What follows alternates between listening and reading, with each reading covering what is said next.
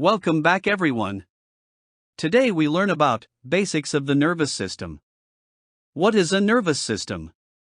The nervous system consists of the brain, spinal cord, and nerves. It coordinates voluntary and involuntary responses between different parts of the body. It also regulates bodily functions. The nervous system can be further divided into the central nervous system and the peripheral nervous system. Let's look at neurons and nerves in greater detail. Neurons are a type of specialized cell. Nerves are like bundles of neurons, just like a bundle of wires. Neurons transmit electrical signal called nerve impulses.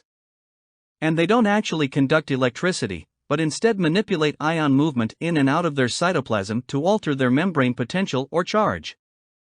A neuron is made up of the following parts. First we have the dendrites and dendrons. They receive nerve impulses from other neurons or receptor. Next we have the cell body.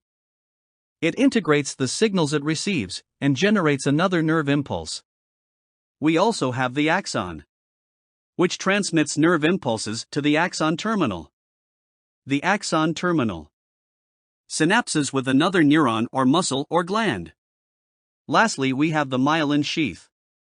It is made of lipids and is maintained by Schwann cells. The myelin sheath speed up transmission of nerve impulses along the axons of sensory or motor or peripheral neurons. There are three types or shapes of neurons.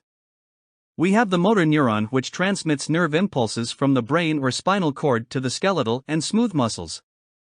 Next we have the relay neuron, which transmits nerve impulses from the sensory neuron to the motor neuron. Lastly, we have the sensory neuron, which transmits nerve impulses from the receptor to the brain or spinal cord. Earlier, we talked about synapses, but what exactly are they? A synapse is a connection between a neuron and another neuron or muscle or gland. Nerve impulses do not transmit across a synapse directly, but instead, neurotransmitters are released.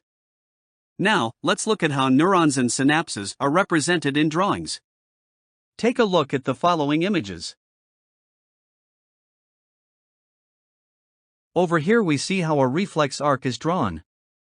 A reflex arc is the neural pathway along which nerve impulses travel from the receptor to the effector during a reflex action. We will explore the reflex arc in greater detail in the next video. That's all for today.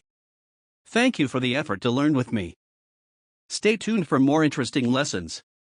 See you next time. Bye-bye.